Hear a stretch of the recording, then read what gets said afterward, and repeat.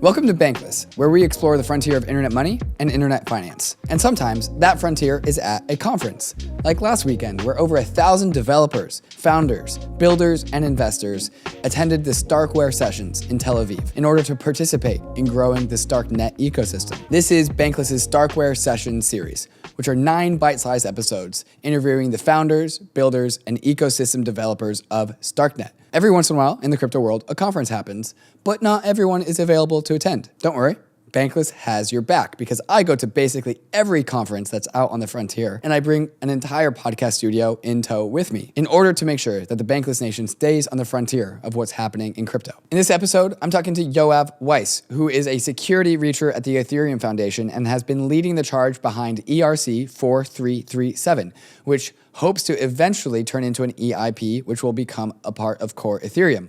What does ERC 4337 do? It enables account abstraction on the Ethereum layer 1. StarkNet and other ZK rollups are going to be able to beat Ethereum layer 1 to the punch when it comes to enabling account abstraction in smart contract wallets, which is good because then they can come back and teach the Ethereum layer 1 about what needs to be built and how ERC 4337 needs to be constructed in order to have the best smart contract wallet experience possible. So this is the second of 2 account abstraction smart contract wallet related interviews, the first being Madi from Bravos. So I hope that these 2 interviews can really take you from 0 to 60 about the world of smart contract wallets and how they will eventually come to dominate all of crypto, starting with StarkNet and ZK rollups, moving on to other layer 2s, and then eventually to the Ethereum mainnet. I hope you enjoy this interview with Yoav.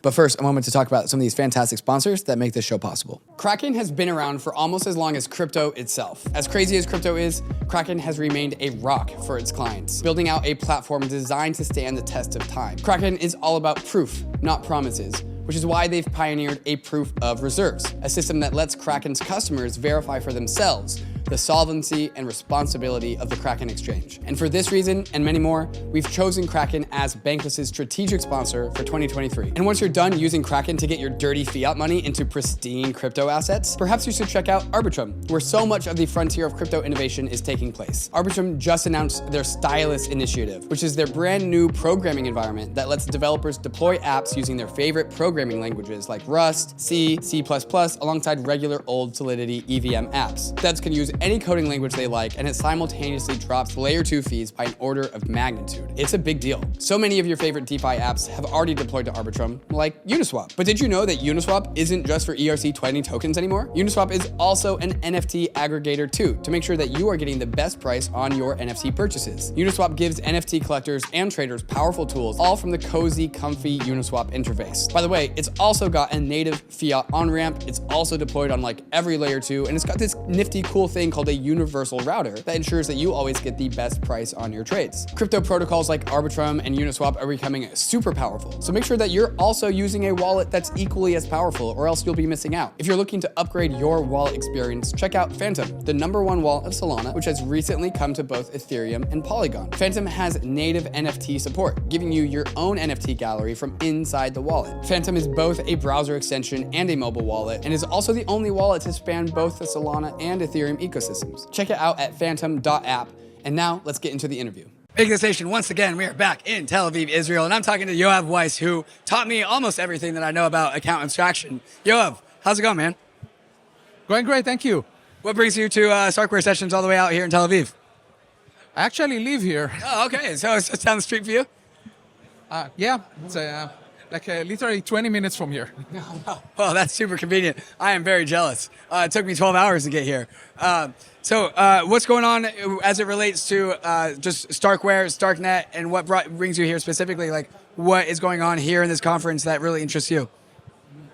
So I've been focused on account abstraction, as you know, and StarkNet has this embedded in their chain. So it's great, and it's been great collaborating with them. It's so I'm here to talk to people about it, to help people understand it, to learn about it from people, to talk to wallets. There are many wallets here that are worth talking to. And so this is, as far as I can tell, really, the StarkNet is really where the account abstraction is actually coming into fruition.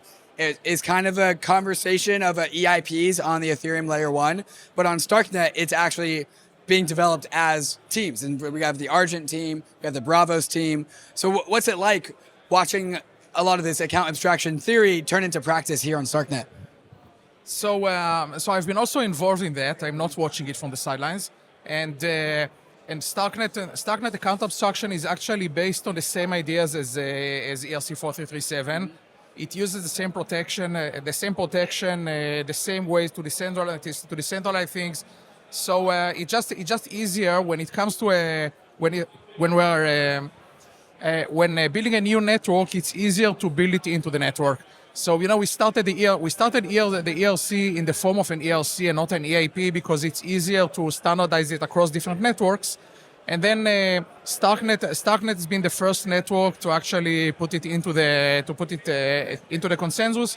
But I expect that the same will happen in other layer 2s, and over time we'll even get it to Ethereum. But this will take time, So what is the frontier of account abstraction, the frontier of smart contract wallets? What have you learned, or what are you experiencing perhaps as a result of this conference specifically, but overall on StarkNet? Like, what's the new thing in the world of account abstraction? So we see different use cases. These use cases have been discussed before, but now they become more feasible. And when it's done at the network level more efficiently, it really opens up the design space. The design space has been there all along, but now that it can be done more cheaply and efficiently, we are starting to see it really happen. And can you just walk me again and the Bankless listeners about the synergies between specifically a ZK rollup and account abstraction? Why is ZK rollup such an awesome fertile ground for account abstraction? I'm not sure it has to do with the fact that it's a ZK rollup. It could be done on another rollup, but the EVM rollups try to stay EVM equivalent initially, so it's harder to make changes and deviate from the standard. And in the case of StarkWare, since it's not EVM to begin with, it's easier to experiment. You don't have to obey any past rules. Okay, so yeah, I want to unpack that a little bit because I think that's a good way to learn something cool about the world of Ethereum and also its layer 2s. Both ARBITRUM and Optimism attempt to be EVM equivalent. And now if you want to be EVM equivalent, you have to follow what is the EVM on the Ethereum layer 1, and the Ethereum layer 1 is not account abstraction enabled because that's something that we're working on. And so perhaps why account abstraction and smart contract wallets like Bravos and Argent have built planted their feet in the world of StarkNet is that StarkNet never intended to be EVM equivalent. They always forked off and made Cairo, or just we're EVM, perhaps not even compatible, they were just a different EVM chain. And that's why they've been able to kind of leapfrog in the world of ZK, account abstraction. Is all of that right? Yeah, it certainly made it easier for them. But I think that we'll see other layer 2s, the EVM equivalent layer 2s. We see them as a fertile ground for innovation too. I expect that in the future many EIPs will be experimented with. I mean, EIPs not as in ERCs, but actual protocol changes. I think we'll see more and more experimentation on other EVM networks, and it's quite likely that we'll see optimistic rollups also spinning up a separate rollup to experiment with protocol level account abstraction. Okay. How are the people that are working on smart contract wallets and account abstraction? How are they leveraging you and your expertise here at the StarkWare sessions? How are you helping with them? And what are the conversations like? Yeah, so I've been talking to them about use cases since I've been thinking about account abstraction for a few years now, and I'm talking about how they could use ERC 4337. There are some limitations during validation which are absolutely required in order to be able to decentralize it. So sometimes it's not trivial to work around these limitations. But so far we haven't encountered any use case that couldn't be solved with some creativity. So when I'm talking to wallet developers, I often find myself helping to design around these constraints without sacrificing censorship resistance. Do you think that because StarkWare seems to be, or StarkNet seems to be kind of ahead in the world of account abstraction, that a lot of this learnings here is going to be exported out to the rest of Ethereum? Is that kind of how you think it might go? Yes, I think the wallets that are being developed, for StarkNet right now, are going to show up on other networks as we make it more possible. And that's part of the reason why it's so important to standardize it so that we have feature parity. Because wallet developers usually they don't have the resources to develop many different wallets. So we should try to standardize it at the chain level so that wallet developers can deploy their wallets everywhere. And so there are multiple wallets. I've named a couple, Bravos and Argent, that are using smart contract wallets on StarkNet. And I'm assuming because there's already a growing ecosystem on StarkNet, we'll actually be able to learn from their learnings, and they're going to figure out what the best form factor for our account abstraction is on StarkNet. And because just the pace of iteration on StarkNet is so fast, that's actually how we're going to learn how to apply this to the rest of Ethereum. Is that a fair take? Yes, I think experimenting through actual products and actual users is the best way. We shouldn't do it in a vacuum. So having Argent and Bravos and others doing this is absolutely essential for making it happen. They're also adding use cases that I've been advocating for a long time and are really difficult to do without protocol level changes. For example, Bravos is doing. They let you sign with from the secure enclave of your phone, which is something that we already saw an implementation back in Bogota.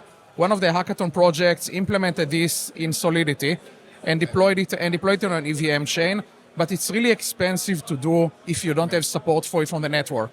So I think that we're going to see more of these use cases, and people will optimize them, and we'll see them moving to other chains. So I've noticed I was at the Hacker House my first day here, and a lot of computer people, like I was watching developers tinker around on their computers, and instead of the MetaMask icon, they have the Argent icon in their top right as their extension. And so do you think that actually being able to innovate at the smart contract wallet level, is that going to be the thing that actually is pretty disruptive to the MetaMask dominance across the rest of Ethereum? Yes, I think the move to account abstraction is it's an opportunity for disruption in the wallet space that could definitely benefit from some disruption, some more variety of projects. But I think that we'll also see MetaMask doing a lot of interesting things in this space. Is MetaMask going to be doing account abstraction? Well, you should ask them. They are here, but I believe that we'll see some innovation in that space for MetaMask as well. Okay, well, the competition is on. Yoav, what else is Why competition? It's not. Competition's always good for the user, right? Like all of these people want to have like as much mindshare as possible.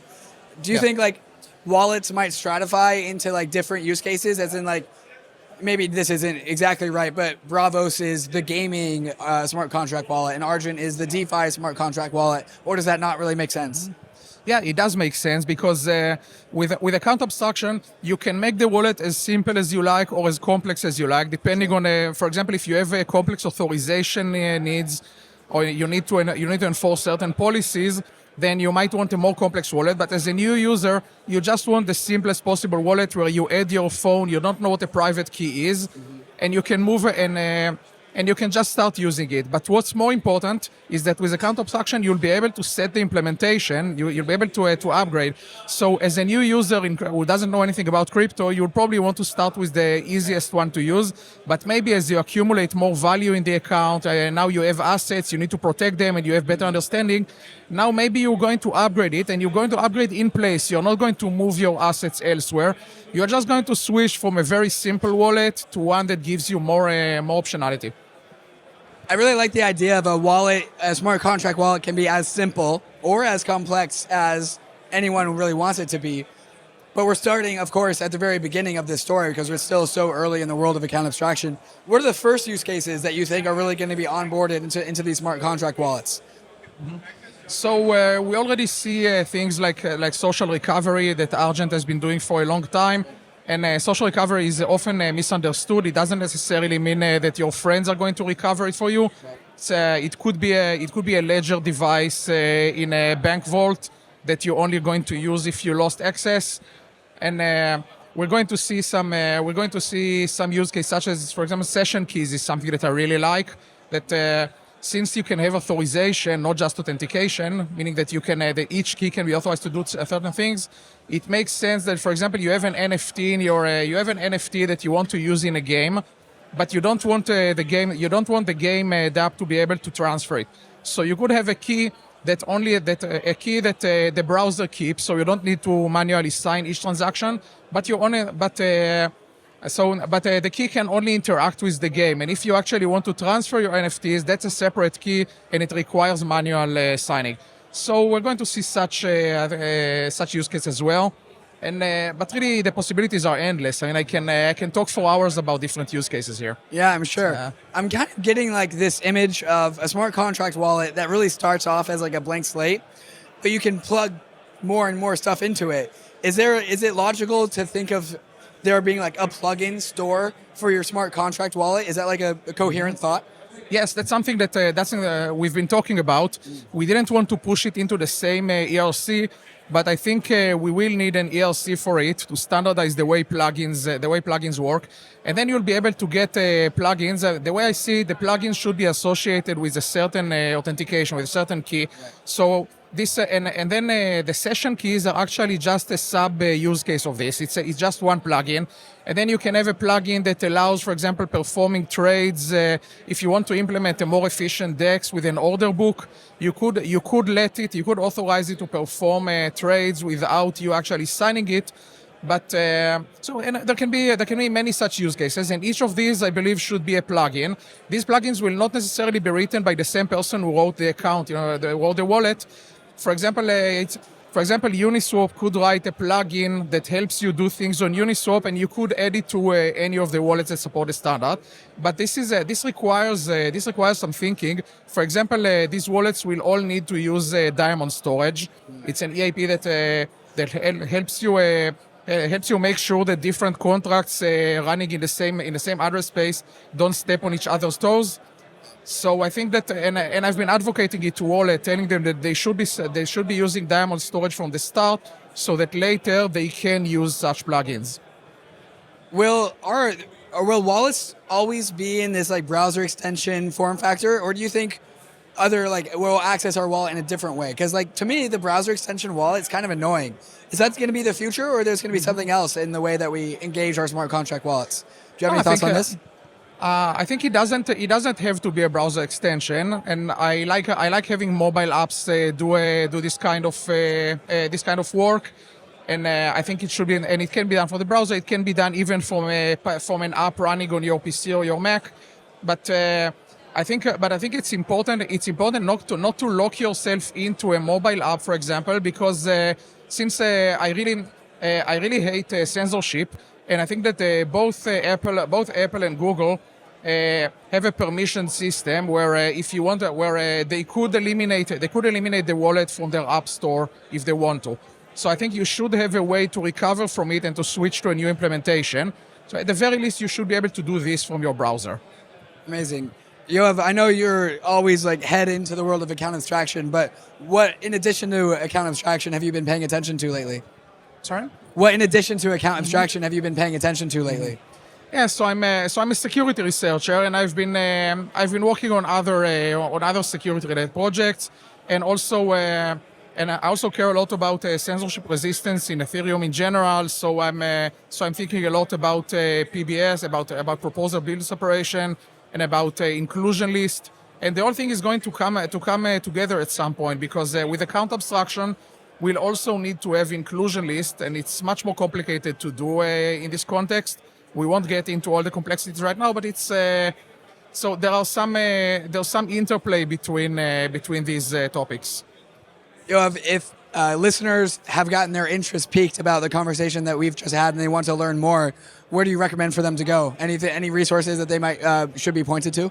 Mm-hmm. So we are building a website for ERC 4337, but it's not up yet. And they can also follow me on Twitter. I occasionally tweet about some ideas. We have some Telegram groups where there are very active discussions about account abstraction. Yoav, thank you so much. I appreciate it. Cheers. Yeah.